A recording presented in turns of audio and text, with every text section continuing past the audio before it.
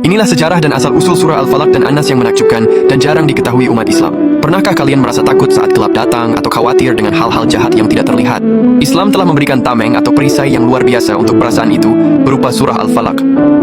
Surah pendek yang hanya terdiri dari 5 ayat ini memang sangat populer dan bahkan paling sering dibaca saat sholat 5 waktu. Surah ini bukan sekadar bacaan biasa, ia adalah kisah tentang perlindungan mutlak dari Allah terhadap segala bentuk kejahatan. Surah Al-Falaq bersama dengan surah An-Nas sering disebut sebagai Al-Mu'awwizatain atau dua surah perlindungan. Keduanya diturunkan di kota suci Mekah, ada juga pendapat yang menyebutkan di Madinah, tetapi kisah utamanya terjadi di Madinah terkait peristiwa sihir.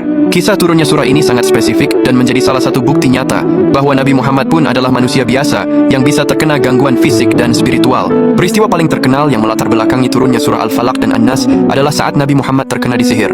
Dahulu seorang Yahudi bernama Labid bin Asam melakukan perbuatan jahat dengan menyihir Nabi. Sihir itu dimasukkan ke dalam sebuah sumur tua bernama Zarwan. Media sihirnya berupa seberkas rambut Nabi yang diikat pada sisir, lalu diikatkan pada pelepah kurma dengan 11 ikatan simpul. Akibat sihir ini, Nabi Muhammad jatuh sakit.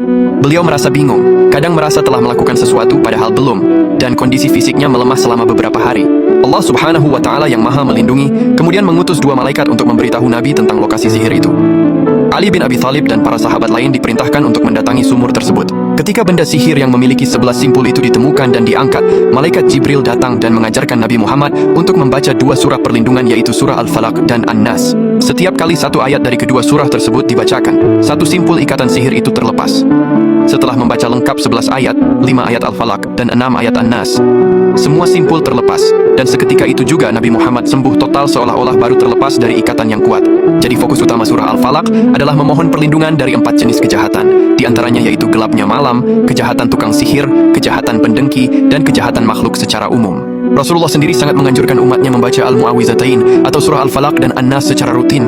Abdullah bin Khubayb meriwayatkan bahwa Nabi bersabda, "Bacalah Qul Huwallahu Ahad atau Al-Ikhlas dan Al-Mu'awwizatain Al-Falaq dan An-Nas 3 kali setiap sore dan pagi hari, itu mencukupimu dari segala sesuatu keburukan." Hadis riwayat At-Tirmidzi.